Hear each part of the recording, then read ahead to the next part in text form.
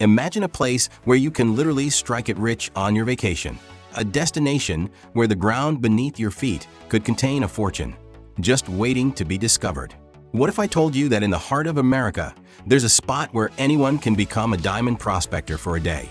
Nestled in the rolling hills of Arkansas, this unique attraction has been drawing treasure hunters and adventure seekers for over a century. It all began in 1906 when a farmer named John Huddleston found two strange crystals on his property. Little did he know, those crystals were diamonds, and his discovery would transform this quiet corner of the South into a modern-day El Dorado. As you approach the park, the landscape transforms into a vast, 37.5-acre plowed field. The rich, dark soil stretches out before you, promising untold riches beneath its surface. But this isn't just any field. It's the eroded surface of an ancient volcanic crater, one of the few places in the world where diamonds naturally occur and can be found by the public. Now, here's something that might surprise you. This is the only diamond-producing site in the world open to the public. And get this, if you find a diamond, it's yours to keep.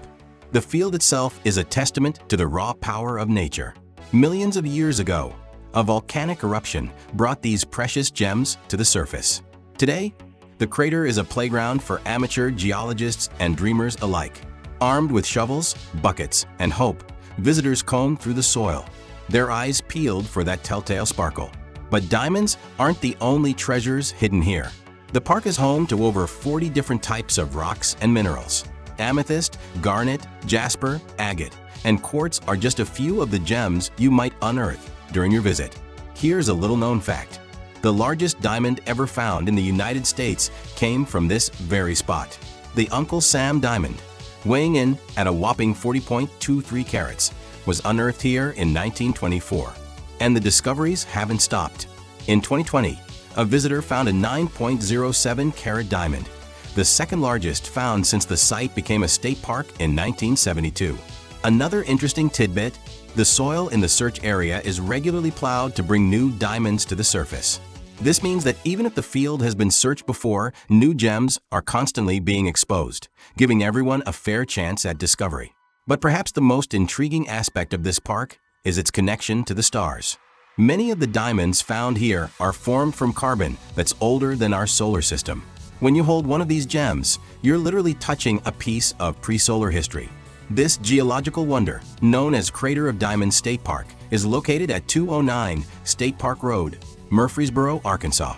It's a testament to the hidden wonders that lie just beneath our feet. For the best diamond hunting experience, visit after a good rain. The water washes away dirt, making gems easier to spot. Don't forget to bring water, sunscreen, and comfortable clothes. You don't mind getting dirty. Whether you strike it rich or not, Crater of Diamonds offers a unique adventure that combines the thrill of the hunt with the beauty of nature. It's a place where anyone can be a prospector, where family memories are forged, and where the next big discovery could be just a shovelful away.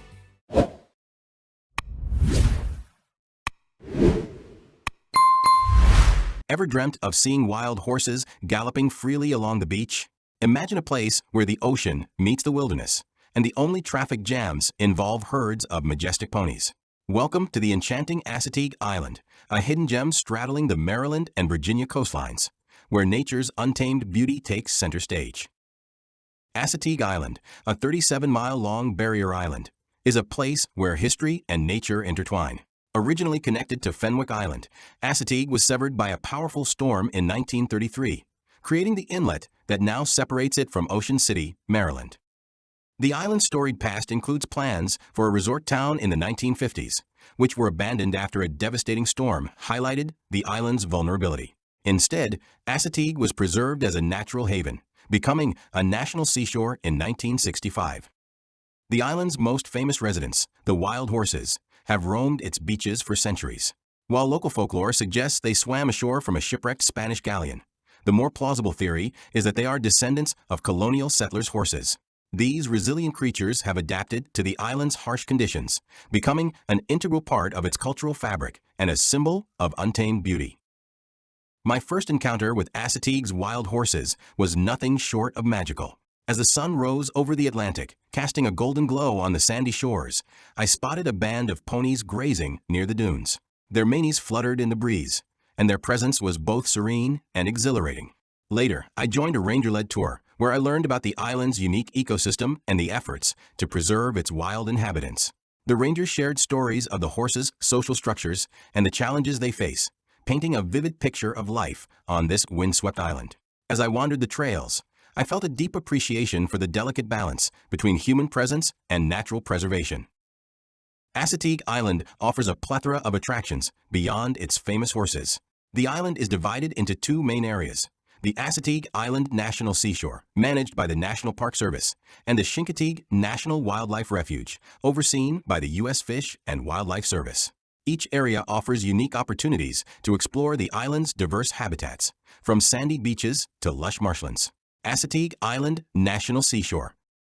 The National Seashore is a haven for outdoor enthusiasts, with activities ranging from hiking and biking to kayaking and birdwatching. The Life of the Marsh and Life of the Dunes trails provide insight into the island's ecosystems, while the pristine beaches offer a perfect spot for sunbathing and swimming. The Visitor Center, located on the Maryland side, features exhibits on the island's natural history and a film about the wild horses.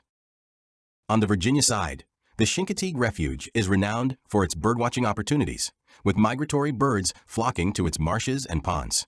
The Wildlife Loop, a scenic drive or bike ride, offers glimpses of the island's diverse fauna, including the elusive Delmarva Peninsula fox squirrel. The refuge is also home to the iconic Assateague Lighthouse, a historic beacon that has guided mariners since 1867. Assateague Island's wild horses are undoubtedly the star attraction, drawing visitors from around the world. These feral animals, often referred to as ponies due to their smaller stature, are divided into two herds by a fence at the Maryland-Virginia state line. The Maryland herd is managed by the National Park Service, while the Virginia herd is overseen by the Chincoteague Volunteer Fire Company. The Maryland horses roam freely across the National Seashore, their movements dictated by the availability of food and shelter. Visitors are encouraged to view these majestic creatures from a distance, respecting their wild nature. Feeding or approaching the horses is strictly prohibited, as human interaction can disrupt their natural behaviors and lead to dangerous encounters. Each July, the ponies are rounded up and swim across the Assateague Channel to Chincoteague Island, where the foals are auctioned off to support the local fire department. This event attracts thousands of spectators.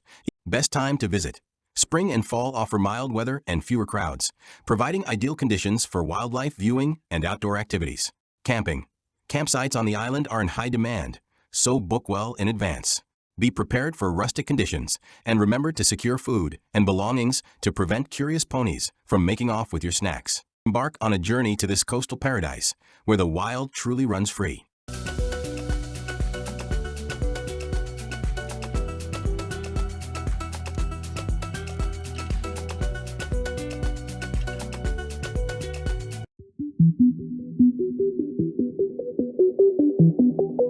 Imagine a colossal stone pillar rising from the earth, its sides etched with vertical grooves that seem to defy gravity. Picture a monolith so striking, so otherworldly, that it has inspired both awe and fear for centuries. What if I told you that this natural wonder exists, hidden away in the rolling prairies of America's heartland? In the northeastern corner of Wyoming, amidst a sea of grasslands and ponderosa pines, stands a geological marvel that has captivated humans for millennia. This sacred site has been a beacon for Native American tribes, a challenge for daring climbers, and even a backdrop for alien encounters in popular culture. As you approach, the tower looms larger, its presence dominating the landscape.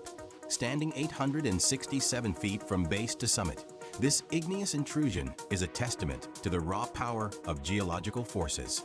But it's not just its size that's impressive, it's the stories etched into its very stone. Now, here's something that might surprise you. This tower isn't actually a tower at all.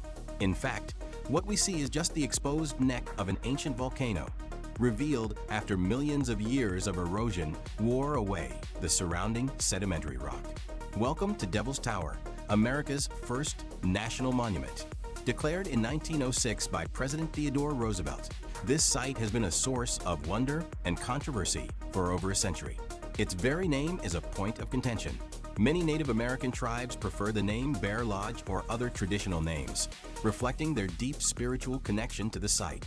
But here's a little-known fact that adds another layer of intrigue to this story. The tower grows taller every year.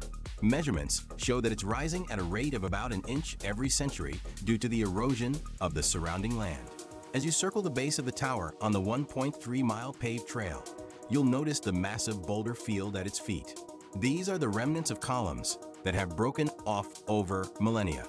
Look closely, and you might spot rock climbers scaling the tower's sheer faces, a controversial activity given the site's sacred status to many Native American tribes. Another fascinating tidbit: the tower isn't just a climbing destination, it's also a haven for wildlife.